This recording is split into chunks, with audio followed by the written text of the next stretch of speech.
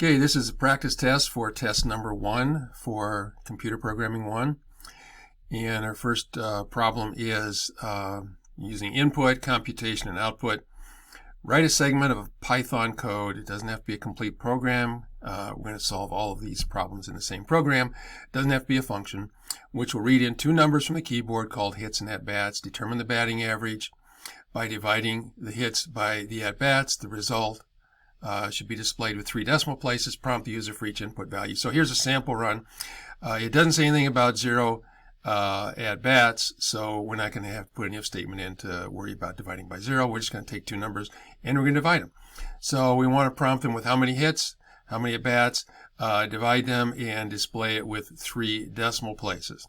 Okay, so let's flip over to Python, and we're going to use this in one of the problems later on, but for right now we're just going to do problem number 1, and that just happens to be a comment too. So I want to get the hits.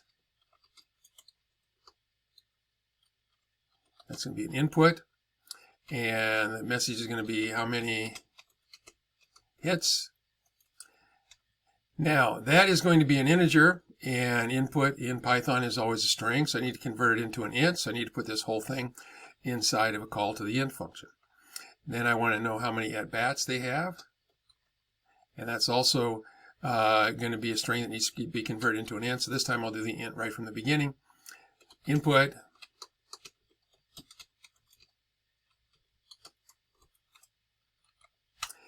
and then I'm going to compute their average equals hits divided by at-bats, and why is it doing that?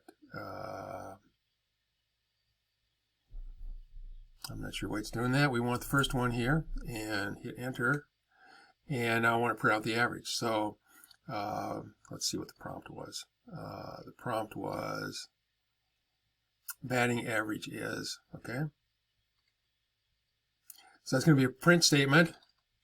You can use a format string, F, and the batting average is, and then I want to print out the average, and I want to print that out with 3 decimal places, so 0.3. I don't need to put anything in front of it, and it's going to be a floating point number, so I have to put F on the end, and then I have to close the curly bracket. And if I want to go to a new line here, put a new line character on the end. So let's go ahead and test that now. I think I've done everything correctly. Let's go ahead and run it. And how many hits? We'll make this a 300 hitter. So we've got 10 hits, and we got 30 at-bats. Our batting average should be 333, and that's what it is. So that takes care of number 1. Now let's move on to number 2. So we will flip over and take a look at number 2. So this is making decisions. That means we're going to be using an if statement. Ask the user for the cost of a purchase. If it's $50 or more, print free shipping.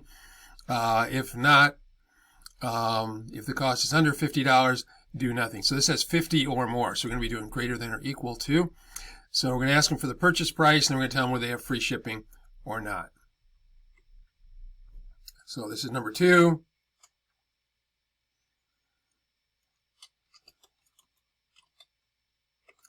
And this is going to be a float, probably. I don't know if it's said or not, but you know, prices are usually going to be dollars and cents, so it's going to be float. And input,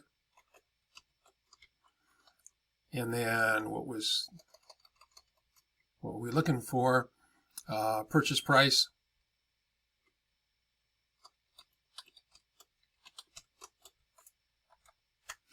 And then just an if statement. If cost is greater than or equal to 50.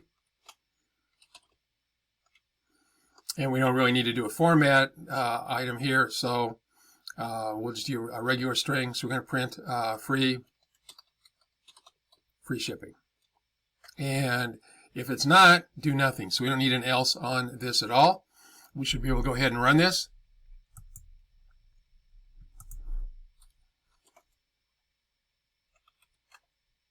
So let's do a purchase price of exactly $50, and it should come back and say free shipping. Let's run the program again.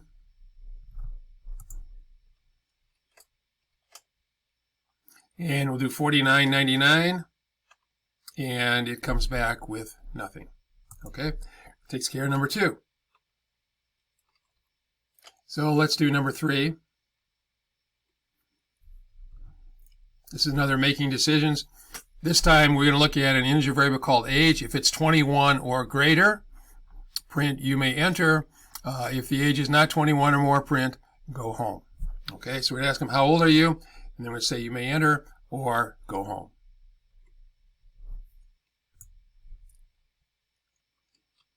So ask them for their age, and it didn't say, but usually age is an integer. You don't usually put in a fraction. So we're going to do an integer of input,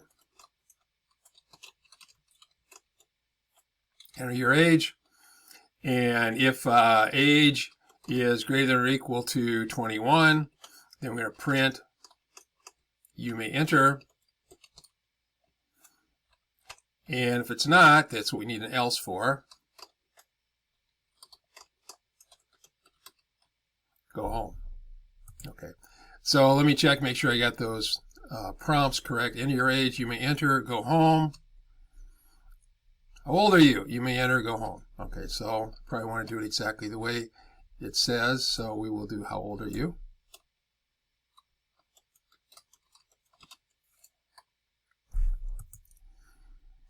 And then I'm going to comment out this other part so I don't have to do this every single time. So I'm just going to put 3 quote marks up at the top, 3 apostrophes, and then down at the bottom I'm going to put 3 more, and that basically just makes that into a string, which is the way you do a long comment in Python. So let's go ahead and run this. And we want to try the borderline conditions all the time. So I'm going to do 21. It should say you may enter. I'm going to run the program again, and this time I'm going to do 20. And it says go home. So that is working correctly as well. And I'm going to take my end of my comment delimiter here, and I'm going to move it down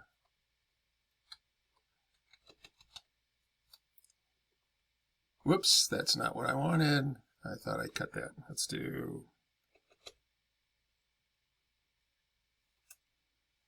try that again.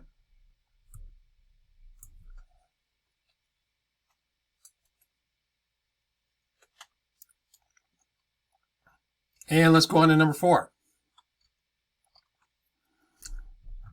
So number 4 says, enter a letter R, G, or B for red, blue, or green. If it is either a lowercase r or an uppercase R, print the word red. G, print green. B, print blue. Otherwise, print out not a valid color code. So we're going to have to do some elifs on this because it's basically a 4-way branch. So let's flip back over. And I'm going to scroll this up a little bit. There we go.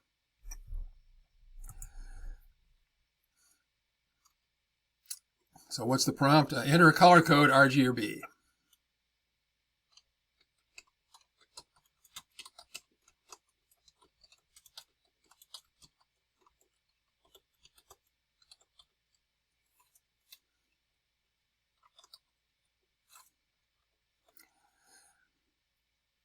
And then color code equals color code dot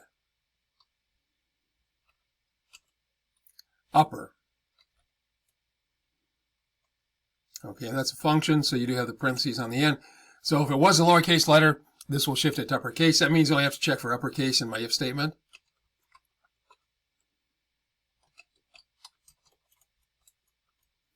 So if it's an uppercase R,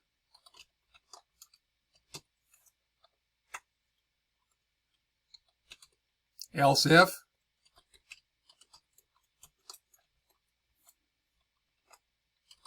G is green. I think those were in caps.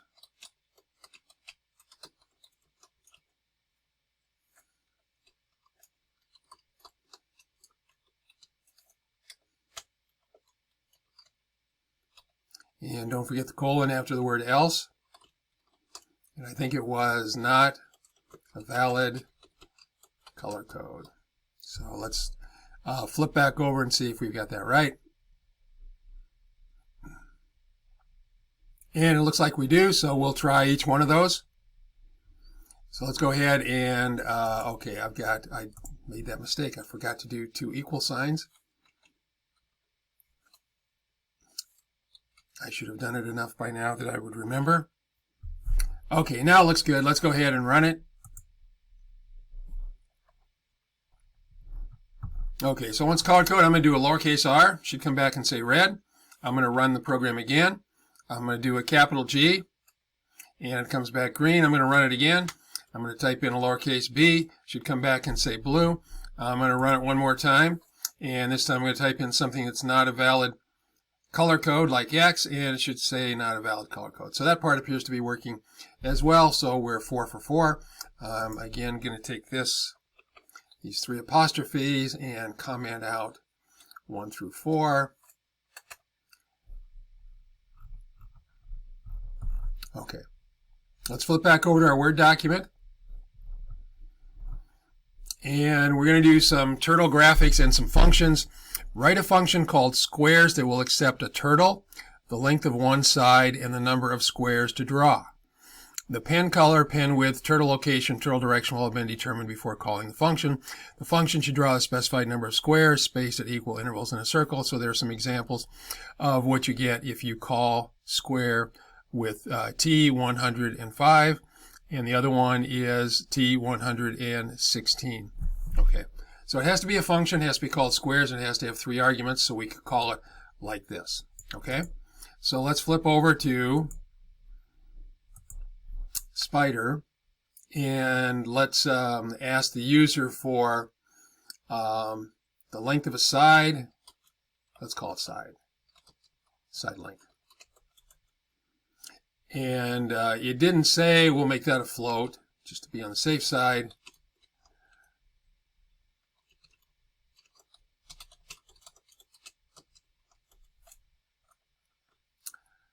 And to make this a little bit easier to test, I'm going to make that 100 by default. The other thing I want to get is the number of squares to draw. And that's going to be an integer.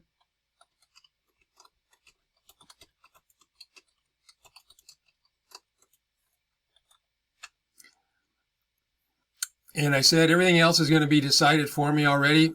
Let's look up above and see what I've got.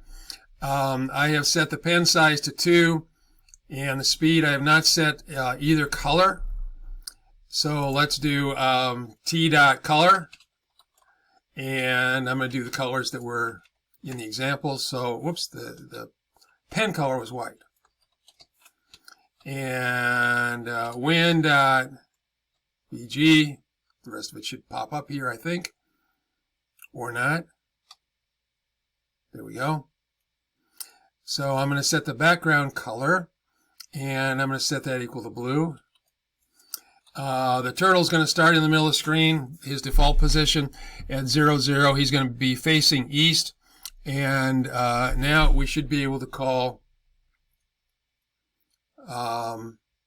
squares.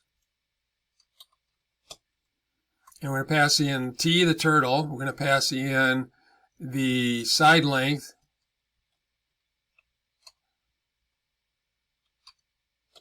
and the number of squares. Okay. And I need to write that function. Function should be above the code, and I'm actually going to put it above all of the code up here, except the import statement. So function is definition, the name of the function, the turtle, the side length, and the number of squares. And put a colon on the end. So what I want to do is, I want a loop that will draw the appropriate number of squares. So for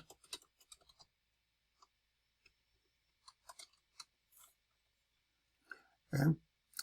So that each pass through there will draw 1 square. If squares is 10, I'll draw 10 squares. If squares is 20, I'll draw 20 squares. And now I got to put the code for 1 square. So for, that's something's going to be repeated 4 times. J in range. And to draw a square, the turtle goes forward, FD or forward, and it goes forward by a side length. And then the turtle turns either left or right, 90 degrees. I'm going to have him turn left. And we'll do that 4 times, and that is it. Let's go ahead and run this now. And the length of a side is, let's do 200. And how many squares to draw? Let's draw 8.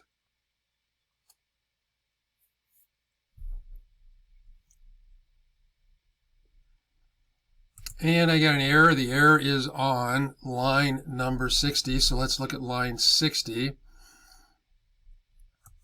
And that's where I'm calling, and I'm passing in side length. I'm passing in the number of squares. And I blew it. I have 2 things called squares. And so it's an integer. And then here it says int is not callable. Well, I was trying to call a function called squares, but squares is not. So let's call this square count. Okay. And then down here, I have to pass square count. Okay, now let's try to run it. Okay, length of a side, I'll do 200 again, and I'll do 8 squares. And now if we flip over, we should have, and guess what? I drew 8 squares, but I drew the same one every time. So I forgot to turn in between. So let's go up here and let's fix it. And we got to do, when we get done with the square, when we fall out of this inner loop, we're going to do T dot, and I want to go, it doesn't matter if I go left or right, I'll do left since I've been doing left before anyway, and I want to go 360 degrees divided by the number of squares. Okay, and you know what, this actually works up here if you have a function name called squares and you also have a variable called squares, but I'm going to do the square count here again, and then I need to change this to square count, and down here I need to change this to square count as well. Okay, so that should eliminate any confusion with having the same name used in 2 different ways. So let's go over here, and no, let's not go over here. Let's go up to the arrow and click on it, and let's run it. And the length of a side is going to be 200, and I'm going to do 8 squares, and by the time I get flipped over, they should be all drawn, and they are. So we know it works in that one case. As usual, you don't want to just test it once. You want to test it several times. We'll do it at least twice here. So I'll do a different side length this time. I'll do 100, and I'm going to do 24 squares. Okay, maybe I can get over there before it draws all of them. Okay, so there should be, there's 24 altogether. They should be 6 1/4 of a circle here. 1, 2, 3, 4, 5, 6. 1, 2, 3, 4, 5, 6. 1, 2, 3, 4, 5, 6. 1, 2, 3, 4, 5, 6. I think I got off by 1 somewhere there, but I'm pretty sure I'm doing 24 squares here. Let's try it again. 1, 2, 3, 4, 5, 6, 7, 8, 9, 10, 11, 12, 13, 14, 15, 16, 17, 18, 19, 20, 21, 22, 23, 24. So it appears to be working. The sides are shorter than they were before because we typed in a smaller number than we did before. So that takes care of the last problem in the practice test.